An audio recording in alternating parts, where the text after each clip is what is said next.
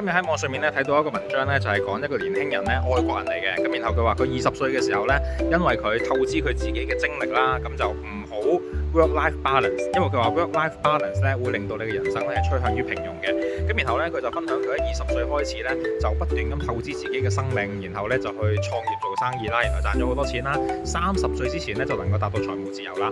咁咧有好多評論咧講呢篇文章嘅時候咧，當然就會講佢係幸存者偏見啦，佢係少數成功嘅案例啦，佢係自爆但係咁啱冇爆死自己啦。但係嗰啲評論咧提出一啲獨特嘅觀點嘅，就係話如果一個年輕人佢喺30歲之前透支自己嘅生命，變成咗一個鋼琴家，變成咗一個網球運動員嘅話，咁大家會唔會係讚揚佢呢？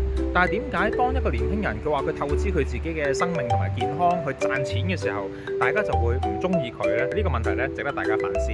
大家都係同樣追求一個目標，點解我哋去追求創業做生意賺錢嘅時候就應該俾人睇唔起？如果我哋去追求做網球員、追求做鋼琴家嘅時候，大家就會好欣賞佢呢？呢個問題嘅答案咧留翻俾大家思考。